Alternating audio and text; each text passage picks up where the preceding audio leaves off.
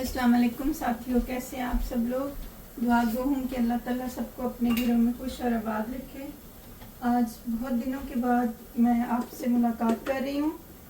काफ़ी दिन तबीयत ठीक नहीं रही है तो मैंने कोई वीडियो नहीं बनाई है। तो आज मैं खाना बना रही थी तो मैंने कहा चलें मैं आपसे बात कर लेती हूँ। तो आज हम बना रहे हैं आलू बैंगन के साथ वाइट राइस। तो मैंने प्याज ब्राउन करके और साथ में मैंने इसमें डाल दिया है लहसुन। मेरे पास ये क्रश रेडीमेड बाज़ार से मिलता है, तो वैसे मोस्टली मैं फ्रेश लहसुन डालती हूँ, पर कभी कभी ऐसा होता है कि ना अवेलेबल होए या फिर मेरा दिल नहीं चाह रहा लहसुन छीलने को, तो फिर मैं ऐसे ही डाल देती हूँ। वो मैंने डाल दिया था। अब थोड़ा सा ये फ्राई, उसको ज़्यादा भूनने की ज़रूरत नहीं होती है, तो वो जल्दी डन हो जाता है। तो फिर मैं इसमें टमाटर डाल दूँगी। तबीयत ठीक मेरी काफ़ी कोई इशू हैं हेल्थ के, तो इस वजह से ऑन ऑफ तबीयत ऐसी ही रहती है, कभी ठीक और कभी नहीं ठीक। तो जब मैं ठीक होती हूँ तो फिर तो प्रॉपर ज़ाहिर है मैं खाना बनाती हूँ, और जिन दिनों में मैं ठीक नहीं होती हूँ तो फिर बच्चे बेचारे खुद ही मैनेज करते हैं अपने लिए भी और हम सब के लिए भी। वही कुछ कुछ बना लेते हैं जो जो चीज़ें उनको समझ आती हैं। किसी दिन बाज़ार से ऑर्डर कर लेते हैं, तो बस ऐसे ही चल रहा होता है। उधर मैंने वाइट राइस रखे हुए हैं। वाइट राइस में मैं सिर्फ ज़्यादा पानी डाल के और पानी में थोड़ा सॉल्ट डालती हूँ और फिर चावल डाल देती हूँ, तो खुद ही डाल हो जाएंगे। आज चूँकि ये मेरे पास है पिंक सॉल्ट, तो उसमें के अंदर थोड़े थोड़े ना छोटी छोटी सी कंकरियाँ सी होती हैं, इसलिए मैं उसको ना भिगो के ऐसे करके डाल लेती हूँ। अब मैं एक बार फिर से पानी डालूँगी और फिर हिला के तो इसको कर लेंगे। ये मैंने अंदाजे से डाल दिया था, वो फिर कंकरियाँ नीचे बैठी रह जाती हैं और फिर मेरा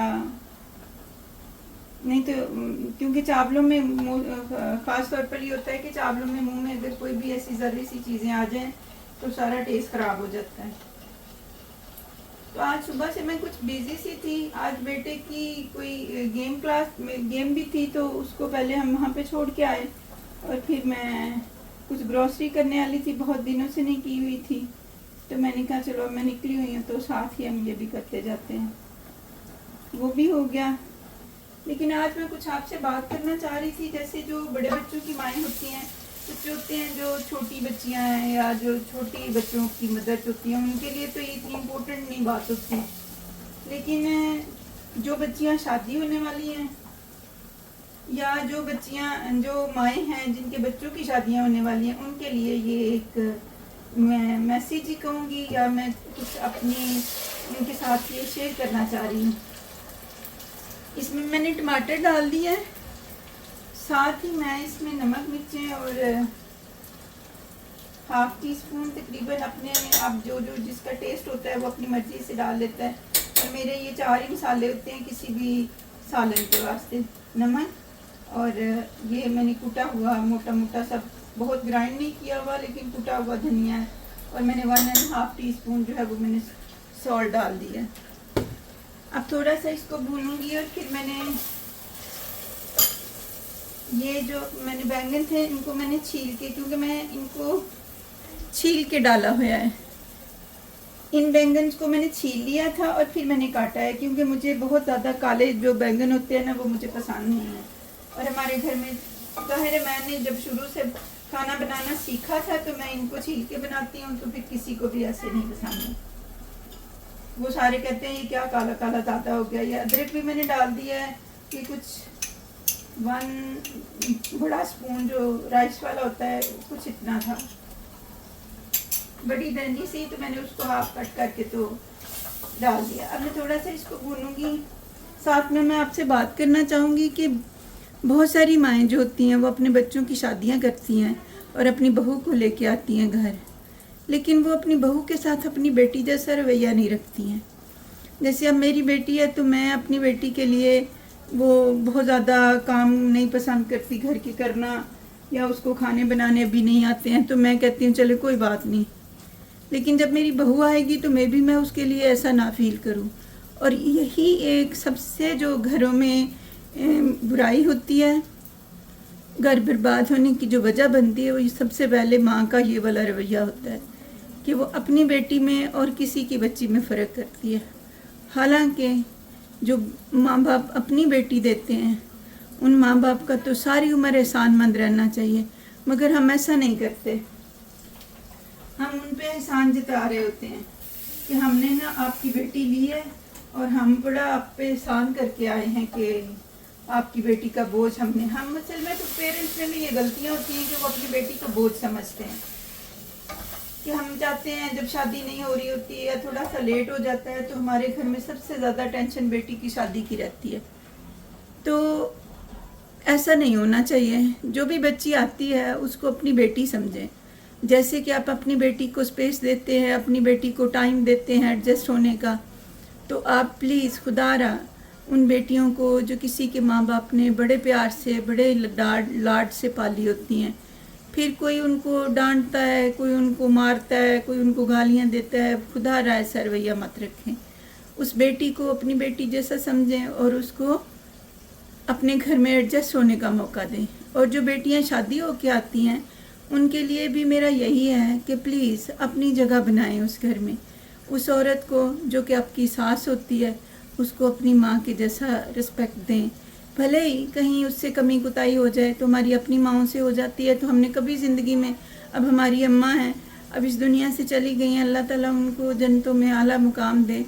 हज़ारों बार हमें मारा पीटा होगा, किसी न किसी बात पे गुस्सा हुई होंगी, लेकिन कभी नहीं याद आता उनकी मार, उनकी डांट, कुछ नहीं याद आता। सिर्फ उनकी वो चीज़ें याद आती हैं जितनी वो हमसे मोहब्बत किया करती थी, जितनी वो हमसे प्यार करती थी, जो जो काम वो हमारे लिए करती थी, सिर्फ वही याद आते हैं। तो प्लीज़ वो सब बच्चियाँ जिनकी शादी होने वाली है वो अपनी सासों को ये माइंड लेके जाएं कि वो भी आपकी माँ जैसी है, बल्कि वो माँ है, आपके मियाँ की माँ आपकी माँ होगी। तो इंशाल्लाह जो जो बच्चे जिनकी शादियाँ होने वाली हैं अल्लाह ताला उनको अपनी ज़िंदगी में बहुत सारी बहारें देखना नसीब करें। तो इंशाल्लाह कभी ना कभी वो आगे बढ़ेंगी और फिर वो उस मुकाम पे हम आ जाते हैं कि वो खुद सारा कुछ सीख चुकी होती हैं और अपनी ज़िंदगी में वो एक कामयाब माँ होती हैं। तो सासों के लिए मेरा है कि वो भी उनको स्पेस दें, उनको अपनी बेटी के जैसा प्यार दें, क्योंकि वो बड़ी लाड प्यार से किसी के घर से आई हुई होती हैं। अब मेरा जो सालन है, मेरा तकरीबन मसाला जो है ना, इसकी ये मेरा जो ट्राईपॉड है ये कुछ सही तरह से वर्क नहीं कर रहा, तो मैं आपको दिखा नहीं पा रही कि मेरे मसाले की कितनी अच्छी उसकी शक्ल है, लेकिन फिर भी अब मैंने आपको आगे करके दिखा दिया है। ये बड़ा ही खूबसूरत रंग का है और बहुत ज़्यादा अगर मोटा भी होए तो जब मैं इसको प्रेशर कुकर में डाल के करूँगी, दूँगी प्रेशर, तो वो ठीक हो जाएगा। तो ये थोड़ा सा है क्योंकि मैंने इसमें चंक से रखे हुए हैं अदरक के भी और टमाटर भी अभी थोड़ा थोड़ा सा चंक ही है, लेकिन थोड़ा सा मैं भूनूंगी तो ये हो जाएगा डन, अच्छा मुशमुश हो जाएगा। अब आपको पता नहीं है कि ये मुशमुश क्या होता है। मैं अपने ये जैसे हम किसी भी चीज़ को मैश करते हैं ना, तो हम उसको मुशमुश करते हैं। अब ये हो जाएगा साथ साथ ही मुशमुश। और ये जो मेरे बैंगन थे मैंने उनको काट के पहले वॉश करके रख लिया, मैं पानी निकाल के, तो इसको साथ ही डाल दूंगी, थोड़ा सा हिला के इसको। तो मैं इसको प्रेशर थोड़ा सा दे दूंगी। प्रेशर देने से ये बहुत ज़्यादा नरम हो जाते हैं और फिर चूँकि हमने राइस के साथ खाने होते हैं तो वो सख्त सख्त से और मतलब हमारी मर्ज़ी के हो जाते हैं। आप कभी इसको ट्राई करेंगे, आप जिस तरह से बनाते हैं आप भी मेरे साथ शेयर करें, और अगर आप मेरी तरह से नहीं बनाते तो आप इस तरह से बना के देखें, इंशाल्लाह आपको ज़रूर मज़ा आएगा।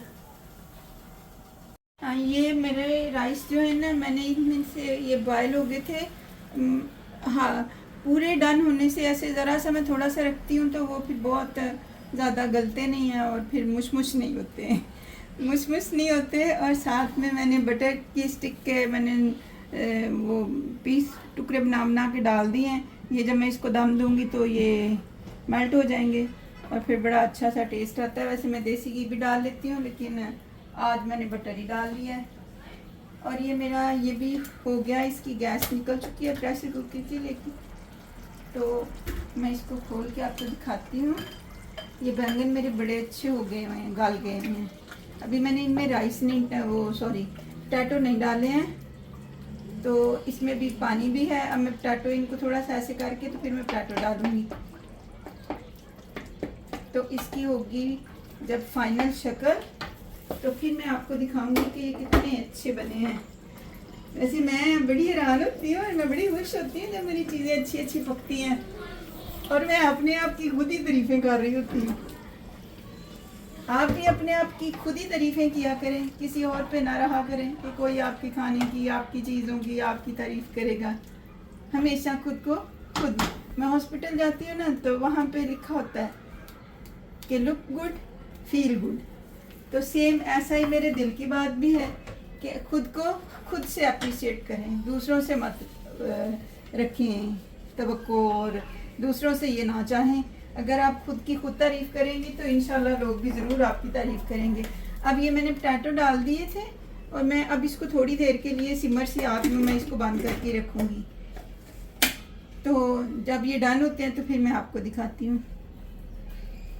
खाना रेडी हो गया है, और ये मैंने अपनी प्लेट भी बना ली है। हादिया सैलड काट रही है, तो साथ में मैं वो भी ले लूँगी। तो मुझे उम्मीद है कि आपको ये अच्छा लगेगा जब आप इसको ट्राई करेंगे। आज वीडियो बहुत लंबी हो गई है, काफ़ी ज़्यादा पहले से, तो मैं आपसे रिक्वेस्ट करूँगी कि इसे लाइक करें, शेयर करें और सब्सक्राइब करें। और अगर आपके पास भी मेरे लिए कोई सजेशन होए तो आप मुझे कमेंट बॉक्स में लिख सकते हैं। आपका बहुत शुक्रिया, अपना बहुत सारा ख्याल रखें। अल्लाह हाफ़िज़।